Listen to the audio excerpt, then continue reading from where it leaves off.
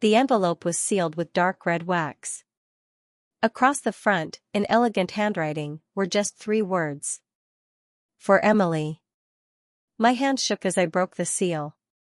Inside was a handwritten letter. The paper had yellowed with age, but the ink was still clear. My dearest Emily. If you are reading this, then someone has finally chosen honesty over fear. You were only 18 months old when I wrote this. I don't know if I'll live to watch you grow up, but I know one thing with absolute certainty. Everything I've built belongs to you. I frowned. Everything? Your parents will tell you many things about me. Some true. Some not. But remember this. Money never destroys families. Secrets do. My breathing became shallow. The next sentence made my knees buckle. The trust one created for you contains $18 million. It cannot legally be accessed until the conditions written in the enclosed documents are fulfilled. $18 million. I read the number 3 more times. Surely I was misunderstanding. There had to be another Emily Carter. Another family. Another explanation. Beneath the letter lay a thick stack of legal papers. The first page read: The Henry Carter Family Trust. Beneficiary: Emily Rose Carter. Date created: March 14, 2001. I checked my driver's license. That was my full legal name. This was real. Suddenly footsteps thundered down the basement stairs. My mother. Her face was pale. Tears streamed down her cheeks. Emily. Please. Don't read any more. I looked up. You knew. She couldn't answer. You knew this whole time. She covered her face. I was trying to protect you. I laughed. Not because it was funny. Because I couldn't think of anything else to do. Protect me? You let me work 2 jobs. You watched me take out student loans. You watched me cry because I couldn't afford textbooks. Her shoulders collapsed. I know. You knew I skipped meals. Silence. You knew I almost dropped out of college. Still silence. Finally she whispered. I know. I walked past her. Straight upstairs. Dad was sitting exactly where I'd left him. He looked exhausted. He didn't even try to deny it. You read the letter. Yes. I'm sorry. No. I interrupted. You don't get to apologize with 2 words. He nodded. I know. So explain. For the first time in my life. My father looked afraid of me. He stared at the floor. When your grandfather died. The business was collapsing. I frowned. The newspapers said he was worth $40 million. They were wrong. He had assets. But almost no cash. The real estate market crashed. There were lawsuits. Debt. He believed it would recover. So he created the trust. He thought time would fix everything. I listened carefully. It almost sounded believable. Almost. But that doesn't explain 25 years. No. It doesn't. He stood slowly. Walked toward the kitchen. Opened an old drawer. From inside he removed another envelope. I've carried this every day. He handed it to me. Inside was another letter. This one wasn't from Grandpa. It was from Charles Bennett. Dated 24 years earlier. The final paragraph read: Richard, under no circumstances may you access Emily's trust funds for personal use. Any violation will expose you to criminal and civil liability. I looked at Dad. What personal use? He closed his eyes. The company. What company? Our company. You used it. Silence. You took my inheritance. His voice cracked. I borrowed against it. Borrowed. The word echoed in my mind. How much? He didn't answer. I asked again. How much? Finally. Almost all of it. The room became perfectly silent. Even the refrigerator seemed to stop humming. You stole $18 million? No. I invested it. Without permission. I always intended to repay it. When? He looked away. When the business recovered. Did it? No. I felt as though the floor had disappeared beneath me. For 25 years I believed we were an ordinary middle-class family. Now I discovered my father had secretly gambled with my future. And lost. I want every document. He nodded. I'll give you everything. My mother suddenly stepped between us. No. Both of us turned toward her. You don't understand. There are things neither of you know. Dad froze. Diane. Don't. She ignored him. The trust wasn't empty. I blinked. What? She pointed toward the basement. The safe. That's not the only one. Every hair on my arm stood up. There was another safe? She nodded. Your grandfather never trusted anyone. He hid copies of everything. Dad whispered. I thought it was destroyed. She slowly shook her head. No. I moved it. You what? I couldn't let you erase everything. Dad's face turned white. You never told me. I was afraid. She walked into the dining room. Reached beneath an antique cabinet. Pressed something underneath. A hidden panel slid open. Behind it. Another steel door. Smaller than the basement safe. Hidden inside the wall. She entered a code I'd never seen before.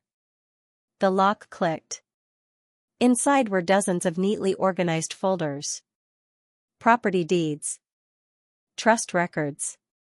Tax filings. Personal journals. Bank statements. And one thick envelope labeled in bold black ink. If any documents are altered. I carefully opened it. Inside was a forensic report. Attached to it. 2 nearly identical wills. One original. One modified. Only one signature looked genuine. The second had obvious inconsistencies highlighted by a handwriting expert. At the bottom was a sentence that made my blood run cold. Evidence strongly suggests the signature on the amended will was forged. I looked up. Dad. His face had gone completely blank. I've never seen that before. Before anyone could say another word. Someone knocked loudly on the front door. 3 sharp knocks. Then a familiar voice. Richard. It's Charles Bennett. We need to talk. My father whispered something I barely heard. Oh God. He's finally here. The room fell silent. No one moved. Charles Bennett knocked again. This time more gently. Richard. I know she's here. My father didn't answer. For several long seconds, we simply stared at one another. Finally, Dad nodded toward the door. Let him in. I opened it. Standing on the porch was the same man I'd met at my grandmother's funeral 5 years earlier. He looked older now. His shoulders were slightly bent. But his eyes were as sharp as ever. He took one look at me and quietly asked. You opened the safe? I nodded. His expression softened. I've waited 25 years for this day. Charles stepped inside. He placed a worn leather briefcase on the dining room table. then looked directly at my parents. I'm not here to accuse anyone. I'm here because the lies have lasted long enough. No one argued. He unlocked the briefcase. Inside were dozens of legal files. Every page carefully labeled. Every signature notarized. He spread several documents across the table. The first thing you need to understand, Emily, is that your grandfather was never trying to make you rich. I frowned. He was trying to make you safe. Charles explained that Grandpa Henry had spent 40 years building one of the largest privately owned commercial real estate portfolios in Western Washington. By the late 1990s, newspapers estimated his net worth at nearly $40 million. But those headlines told only half the story. Most of his wealth wasn't cash. It was land. Apartment buildings. Warehouses. Office properties. Assets that would continue producing income for decades. Henry knew markets rose and fell. He also knew people did, too. So before he died, he divided everything carefully. One portion went to charity. Another to longtime employees. The largest share was placed into a protected trust for me. There was only one condition, Charles said. You had to reach adulthood without anyone controlling your decisions. So he delayed access. Exactly. He wanted you to build your own life first. I remembered every late-night shift. Every loan payment. Every skipped vacation. The irony hurt. He wanted me to learn independence. Instead, I'd lived in manufactured hardship. I looked at my father. You ignored his wishes. Dad didn't deny it. No. I destroyed them. Charles opened another folder. This is where things became complicated. After Henry's funeral, Richard's construction company began failing. Several large projects collapsed. Banks demanded immediate repayment. Investors threatened lawsuits. Richard became desperate. Instead of telling the family, he secretly asked Charles if the trust could be used as collateral. Charles refused. The trust belonged to Emily. Legally and morally. Richard left angry. Charles assumed that was the end of it. It wasn't. A few weeks later, Richard returned. This time carrying documents that appeared to authorize temporary borrowing from the trust. The paperwork looked legitimate. It included a signed amendment. Witness signatures. Everything seemed in order. Charles still refused. Something about the signature bothered him. He ordered a forensic handwriting review. The expert's conclusion was clear. The amendment had been forged. Charles immediately blocked the transaction. Then reported the findings privately to Henry's estate trustees. So how did the money disappear? I asked. Charles slid one final document toward me. It didn't. I stared at him. What? The trust itself was never emptied. I blinked. But Dad said. He believed it was. Charles interrupted. Because someone wanted him to. My father looked completely confused. What are you talking about? Charles reached into his briefcase. He removed a thin blue folder. Across the front was written, he opened it. There were 2 trusts. The room went still. Henry never told anyone except me. The first trust contained liquid assets, cash, market investments, and business accounts. It was designed to support the family business if necessary. That account eventually failed after years of poor investments and debt. Richard had believed that was everything. It wasn't. The second trust contained something entirely different. The real estate portfolio.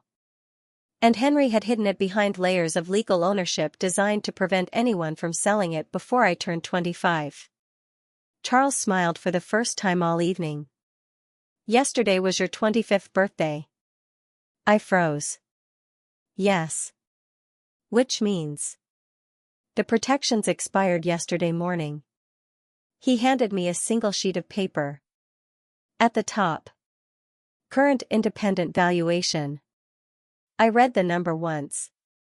Then again. Then a third time. The original $18 million estate hadn't disappeared.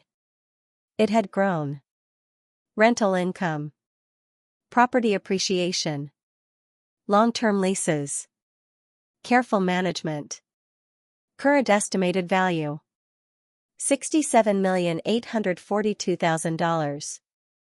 I couldn't breathe. Dad. My voice barely came out. You never lost it. He stared at the valuation in disbelief. I thought I'd ruined everything. Charles shook his head. You ruined relationships. But not Henry's plan. My mother burst into tears. She covered her mouth with both hands. For 25 years, she had lived believing the inheritance was gone forever. Now she realized the fortune had been protected all along. My mother burst into tears. She covered her mouth with both hands. For 25 years, she had lived believing the inheritance was gone forever. Now she realized the fortune had been protected all along. I looked at Charles. Then why wait until now? He answered quietly. Because your grandfather's final instruction was very specific. He unfolded one last handwritten page. It read, do not tell Emily the truth until she reaches 25 years of age. By then, she will know the value of work. She will know the value of kindness. And most importantly, she will know the value of trust, because someone will have broken it. A week later, I visited Grandpa Henry's grave alone. I placed the faded photograph beside the headstone. The one of him holding me as a baby. I finally know the truth, I whispered. A light breeze rustled through the trees. For the first time in my life, I felt as though I had actually met the man everyone had tried so hard to erase. Over the following months, I made several decisions. I paid off every dollar of my student loans.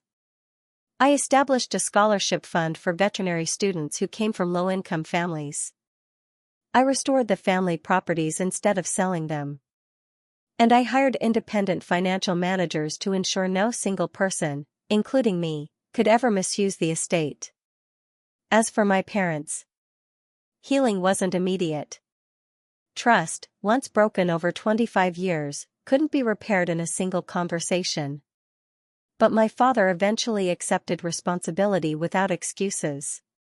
He sold his remaining business interests, cooperated with every legal review, and spent his retirement helping maintain the community housing my grandfather had once built.